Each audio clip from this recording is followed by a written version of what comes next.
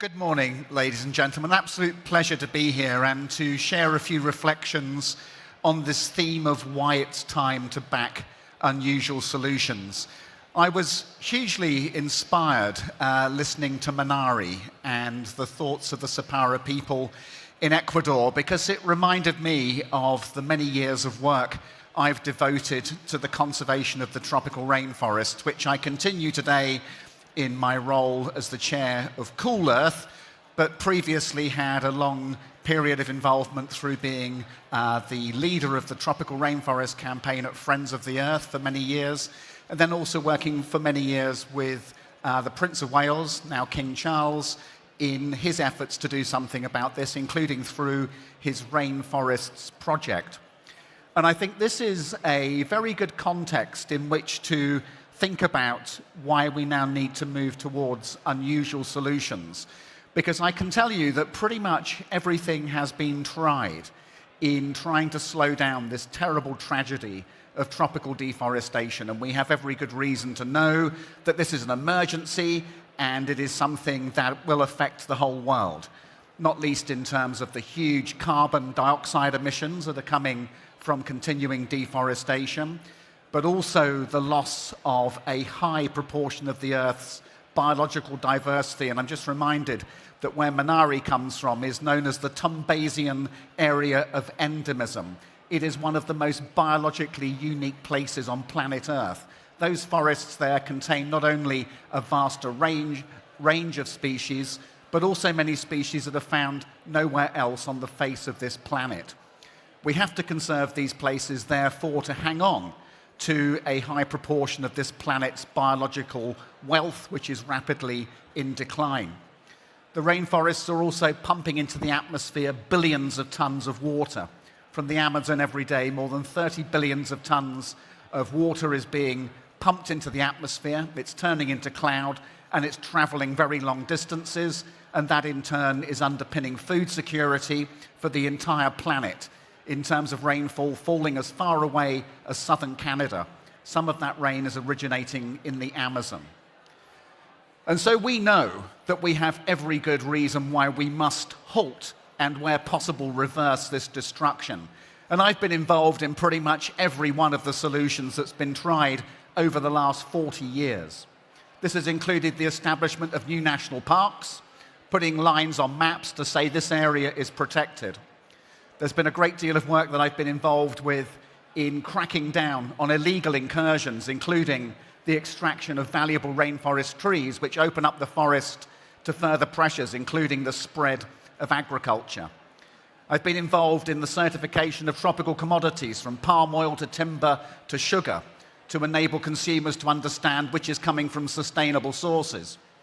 And I've also been involved in efforts globally to try and create some kind of carbon value for the forests in order that we can divert resources into rainforest conservation, recognizing those carbon benefits. All of that has been worthwhile. All of it has made a difference. But if you look at the continuing deforestation that is affecting these regions across the world, you can see that it is not enough. We must do something else. And that is why I'm very proud to be working alongside my role at Natural England as the chair of Cool Earth, a rainforest charity that is putting into play what I think is quite an unusual solution, because we know that there's one thing that works above all of those other things I just said: protected areas, supply chain analysis, carbon markets. All of these things, they help, but there's one thing that does the job much better, and that is the empowerment of indigenous communities who have lived in these forests for literally thousands of years. And as you heard from Minari, not only have these people lived there, as a result of having their culture embedded in these ecosystems over millennia, they have a completely different take on what is the value of those places compared to how we tend to look at the value of rainforests through Western eyes. And what has happened over hundreds of years following the period of colonialism is that the indigenous worldview has been replaced by the market worldview. And the sacred nature of the forest, which is visible to Minari and his people, has been replaced by balance sheets that see the value of timber sold in markets, of soya beans going into commodity trade, and the value of materials from aluminium to wood and electricity coming from hydroelectric dams, which are sold into consumer markets. Now, to me, this is the most fundamental point of all when it comes to this discussion about how we make the transition to a secure and sustainable future. This is about the worldview that we collectively have. And presently, across much of the world, including in the Western societies in particular, that market worldview, the commodity worldview, is the one that now dominates, reflected in our culture of consumerism, our desire for ever more materials, and the consequences of that being invisible to most of the consumers who are making those choices. What we must do, therefore, is to protect, sustain, and where possible to spread those aspects of indigenous wisdom that are still with us, and you heard some of it this morning from Manari. Because if we can sustain and bring back that way of looking at our world, we might yet have a chance of being able to avoid the worst consequences of catastrophic global warming and a mass extinction of animals and plants. And this brings me to the unusual solution that we are deploying at Cool Earth, which is about making unconditional cash transfers to communities like those living at the edge of the forest or in the forest, in order that those people can make their own choices about education, health, communications, their own food security, in order that they can withstand the pressures that are all around them to turn their forest into fields and into raw materials. And so my point really in thinking about my journey in relation to these ecosystems and what needs to be done to restore them is not so much about the policy instruments and the laws. They're vital, but behind them lies a much deeper thing that we must work on, which is our collective philosophical outlook. Do we regard planet Earth as the source of raw materials and resources, or do we regard planet Earth as a sacred presence that we have a moral responsibility to hand on intact to future generations? These two things are very different, and if we don't preserve the latter, our chances of getting to a good place at the end of this century, I think, will be considerably diminished. That's all I was going to say by way of introduction. I think I'm now going to be interrogated by Marianne, at which point I'd be delighted to share a few more thoughts. Thank you. Yeah. Let's take a seat. Thank you. I don't know where to sit. I'm going to sit next to you. In the middle. Otherwise it'd be weird. It's like there's a missing person. Thank you, Tony. Really thought-provoking. I think you'll agree. I made a bunch of notes, slightly sketchy handwriting. That idea of moral responsibility, how do you actually embed that in a business meeting? Do you have nature as a trustee or as a board member? Do you kind of create some kind of entity that works in the legal system, or is it a mindset shift? All of those things, I think, can probably help. But I think I would say, following many years of interaction with people in the financial sector and people working for large corporates, is that you get a genuine shift of momentum when you have leadership coming from the top.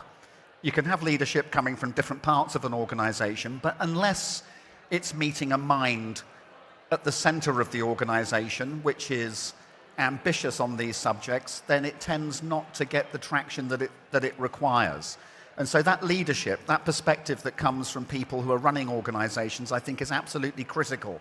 And that doesn't come necessarily from a business school training or a background in law or accountancy. It comes from a much deeper place. And so how we light that fire in that deeper place in people, I think, is the critical question of our age. And then all of the things that you just said, Marianne, in terms of having nature on the board, maybe as an empty seat, what would nature think? You can ask the question in a board meeting. Some boards actually now, I know that in New Zealand, for example, Indigenous representatives are invited onto company boards to bring this kind of perspective. So Maori people sitting in the governance of major companies. And then you might have, and I think this is critical, is the difference between an organization that is geared up to shareholder returns and profit compared to one that is actually explicitly laying out its mission as being about a purpose which is for the benefit of people and the environment and the future. Again, a very different perspective on how a private sector organisation might judge its own success. Is it here to generate returns without much care or concern for the impacts on wider society? Or is it explicitly there in order to benefit people and nature? And in order to do that, it might well need to make a profit. But that is a means to an end rather than the end in itself. And I think there's a great deal of really good work going on about that now, about shifting the governance of organizations so that they move from being profit-led to purpose-led, recognizing that profitability may be a means of achieving the purpose.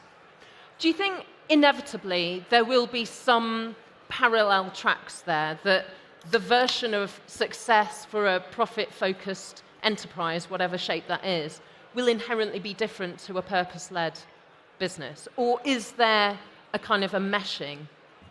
There could be, a meshing, I think, is in many instances what you would finish up with. Very interesting, actually, that the new government that just arrived in this country in July has set out something which I think was kind of under-noticed when it came to their approach on water. They've explicitly asked the private sector water companies, who've been in the news a lot on sewage, to shift their articles of association, to change their legal foundations from being profit-led companies that pay dividends to shareholders to having a purpose which is about serving the public and the environment. And so this is something which has been in the gift of policymakers, changing the purpose of companies, which are fundamental to how our relationship between nature and people is mediated through the decisions they make. And so will they invest more in shareholder dividends, or will they invest more in upgrading their sewage works? As a result of that legal shift, it should be more of the latter and less of the former. How that plays out in practice and how that gearing works is an interesting question. But I think the two increasingly must go together. And actually, if you look at the business case now for companies that are in a whole range of different fields, not having a sustainable model, I mean, this is literally mad. And even under the current legislation, where you're meant to be bringing benefit to shareholders, if you're destroying the planet in the process, thereby ending any kind of future stable economic conditions, that's got to be against the interests of the shareholders, isn't it? Well, ultimately, but maybe their great-great-grandchildren, but they're not, you know, they don't turn up to the AGM, do they? And this is then about responsibility and bringing us back to the first point and about how this is, in the end, about leadership of individuals. Imagine if leadership from senior corporate executives had something of what Minari told us earlier on, about taking responsibility for future generations and being a good ancestor. Why isn't that normal business practice? What happens, though, for that gap, though? If you say, actually, we're going to stop doing this harmful, extractive practice that runs the balance sheet down, that ultimately means that we'll be bad ancestors, but we're living it large in the present time, how do you actually kind of get permission to do that? Or from shareholders, you mean? Yeah. So I think, again, leadership, you need to be thinking about unusual solutions. So if I was running a mining company that was going into the Amazon to extract bauxite to make aluminium or iron ore to make steel, would I make the case to my board that now is the time to transition to being a circular economy resource recovery organization rather than one that digs holes in the ground? So moving from extraction to recovery and recycling. Could that be a business case that a proper leader would bring to the board, considering what we now know about the impending destruction of much of the web of life on this planet? I think that would be a highly plausible thing to bring if you had the leadership and the philosophical understanding to know that that was the right thing to do, rather than persisting with business as usual. Do you get the sense that there's appetite and courage to start those conversations in the difficult places, in mining, in fossil fuels? Because otherwise they go, business as usual, and we're doing a bit of ESG over here and planting some trees. Well, it's patchy, to put it mildly, and actually the reversal of BP, British Petroleum, on its net zero commitments, I think just a week ago, opening up new reserves in Mexico and the Middle East and elsewhere. It just shows you how thin the veneer often is in these large organizations in terms of their commitments to sustainability. And so they're being pushed by the economic system, they're being pushed by the rewards that go to the executives, and this is where governments can step in terms of being able to set some kind of new direction of travel. And this is then, again, you're getting into a deeper level below those kinds of environmental policies and getting into the economic sphere. So, for example, this tension between growth, which is behind the whole shareholder value piece, and then equating that with success and progress. Can we change some of these fundamentals that are presented by governments as their basic metrics of how a country is doing? Shouldn't we be replacing gross domestic product with something more comprehensive? There is one called the Genuine Progress Indicator, which replaces GDP. There are measures of wealth in the Genuine Progress Indicator, but it includes trends related to inequality, longevity, happiness, social inclusion, the extent to which economic development is being done in a resource-efficient way. All of those things, we've got data. Can we combine them into a single new measure that's giving us a more comprehensive view of progress, which in turn would cascade through into the private sector organizations who are trying to generate growth in inverted commas? I mean, at the moment, we dwell in this mad situation where we're counting the destruction of our planet's life support system as something which is growing. It isn't. We're running down the capital assets that enables the planet to work, and we think it's growth. If you did that in the financial sector, it would be called a Ponzi scheme, and you would go to prison. But because we don't count those assets in our analysis of economic performance, we carry on as though this is a good idea. It really isn't. When you look at the world, 2024 has been this extraordinary year of elections in, I think, the majority of democratic nations. Yeah. But what we also see is this rise in nationalist, protectionist, much greater instability, both economic and climatic. Are they the conditions for this kind of long-range, transformational mindset shift that, I mean, you make a very compelling case, but I just worry that we can't do it? Well, I think that what we're seeing with the rise of populist politics, it's playing off of exactly the same thing, which is a big part of the environmental crisis, and that is social inequality, right? And so you look at how the excluded, marginalized poor people are being rallied by populist politicians to be against the order, the mainstream, to have these insurgent kind of radical ideas that get into electoral politics, as happened here a little bit with reform. It's happening in the United States with Donald Trump. It's working off of highly divided social conditions. That's how it works. And in less unequal countries, that kind of politics is less possible.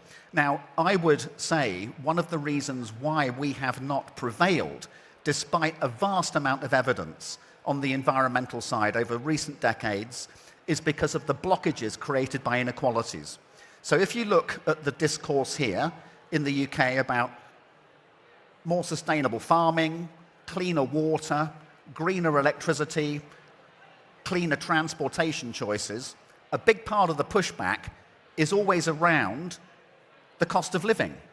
And so you find that an inequality dimension comes into a blockage as to why we can't move on these things. There is also the other dimension, which is don't tell me what to do. There's that. And I sometimes notice, I think, the language that we tend to use about people over there far away in a rainforest where you don't need to be an ecologist to see the kind of abundance of biodiversity. We don't use that same language when we're talking about, for example, sheep farmers on Dartmoor who say, I am embedded in this land. This is my culture that you're telling me is bad and wrong and I need to stop.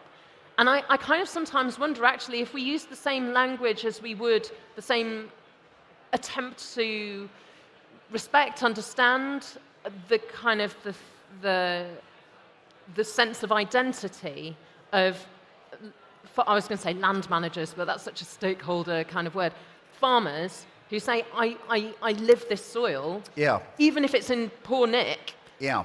How do we how are we fair to all the people who are going to get the short straw in this transition? Well, you put your finger on what is, again, one of these massive barriers to being able to make progress. I mentioned that kind of philosophical mindset a few moments ago. Another one is our collective culture and the extent to which we try to get past that without kind of engaging with it at our peril. And, you see it in the farming side hugely, where you can make a very good case about carbon, about biodiversity, about the quality of water. But those kinds of arguments and those points, they're kind of rushing past people who are thinking something completely different, which is about their pride in the landscape, where their grandfather and great-grandfather was, working out in all conditions, trying to produce food for the country, and doing that in a way where that gives them enormous pride in the work that they do. And also, to be fair, it was what the nation was asking them to do. It was, exactly. Well, indeed, in those post-war years, a lot of incentives went into that particular priority. After the Second World War, there wasn't a lot of food around, and so government incentives were put behind encouraging people to get as much as they could out of the land. Now we're asking people to restore nature through changing the incentives, which previously were for food production, and then they were for the management of agricultural land, and now they're moving towards biodiversity, water, and carbon. But that needs to be done in a way which is aligning with the underlying culture and the traditions of the people who are there. So this is a hugely important part. And so what we're touching on here, I think, is the real environmental agenda, which is about economics and how we measure it. It's about culture and what shapes all of that. And it's about our underlying philosophy and the extent to which we are all in touch with the way in which the earth works, which in Western countries we increasingly are not. And so this then, the question about unusual solutions, possibly the thing that we take out of this conversation is that those unusual solutions are not environmental per se. They're about economics, about sociology, about psychology, and about how our brains work and the ways in which we might trigger better kind of reactions to these. Blow up the silos. Yeah, exactly. We'll blow up the silos for sure. But, quite a lot. I mean, you touched on it a second ago about telling people what to do. I mean, this doesn't work very well. And that's because we're clashing with beliefs and feelings which, are in a different place to where many environmentalists are coming from. We've just got a little bit more time. The idea of a no-strings cash transfer to a community in the rainforest, one of the practices that Cool Earth sustain. What happens, maybe this has happened, when you go, here's a bunch of cash, and they go, great, we're going to grow soybeans and make a bunch of money. Admittedly, perhaps for a short time until the soil is spent, but that's what we're going to do. I'm thinking, I made a radio documentary for the BBC World Service about Inuit in the Canadian Arctic, and they are, entirely understandably, very worried about narwhal populations. These are the whales with the big unicorn tusk coming out the fronts of their heads. And the Inuit in this particular area hunt narwhal for food, but it's very much part of their cultural practice as well, that hunters are harvesters. They don't talk about hunting, they talk about harvesting. And a similar relationship of reciprocal responsibility.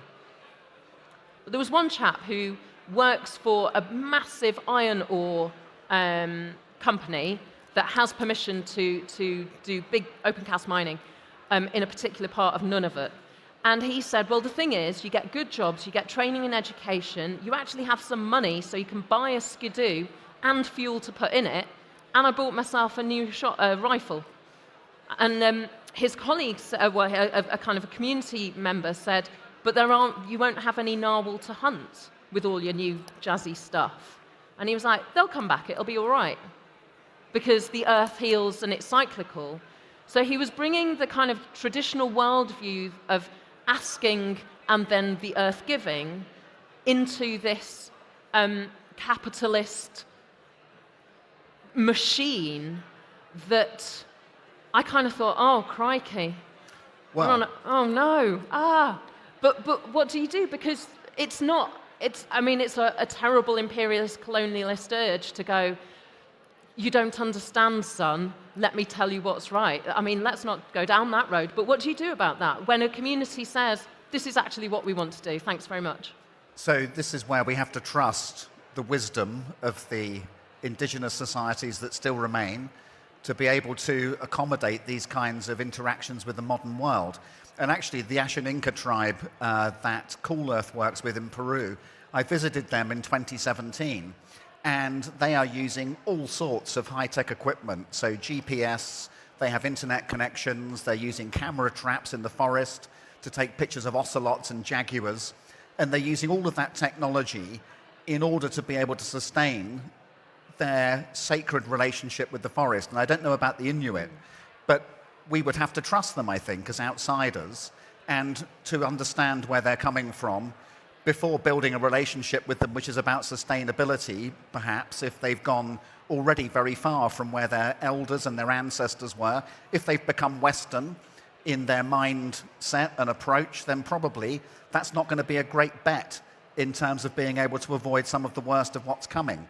But there are societies that do retain that connection with nature, and they are still in touch with all of that at the same time as being in the digital age, connected with satellites, but using all of that as a means to an end to be able to sustain their presence in the forest in a way which is going to keep it there. And I don't know about the narwhal hunters. Maybe they've already departed from understanding what the elders would have said to them, but the elders probably would have said to them, if you kill too many narwhals, there aren't going to be any left. Maybe they've left that perspective and joined us. Yeah. It's really interesting, isn't it, as well, that idea that actually to share those stories, to kind of offer the framework of leapfrogging both technology and the fails of the past, saying don't kind of tread the same, path to this now perilous situation, but actually jump ahead, go straight to clean energy, go straight to renewables, go straight to circular economies when and if you want to incorporate some of these additional technologies. So the question is whether we want that, do we? Is that the point? Is that one of the conversations that's had with communities, do you think? It depends on the communities. I think in Western societies, the narrative about renewable energy and circular economy, it's absolutely critical considering where we are right now. But whether you'd want to encourage a rainforest society to go down the route of mass consumerism and then make it a bit greener with renewables and recycling afterwards, I think that's a very different question. And I'd treat it rather differently, I think. Tony, you've been doing this a long time. Two questions on a more personal space. How do you avoid burnout? How do you avoid that sense of the impending doom and not doing enough? Or that we're collectively not doing enough? And then the other question is, are you hopeful for the future? So how do I avoid burnout? I just keep going, seem to just be lucky enough to be able to do that. So I do that. And then when it comes to hope, there's definitely a big difference between hope and optimism. I'm very hopeful. Define those for us. So optimism, I think, is kind of, you kind of look at the evidence and you kind of make a judgment. Hope is a little bit more kind of open-ended, I think. Actually, someone asked me the other day, they said, are you an optimist or a pessimist? And I said, I am both of those most days, and in the end, what I try to be is a realist.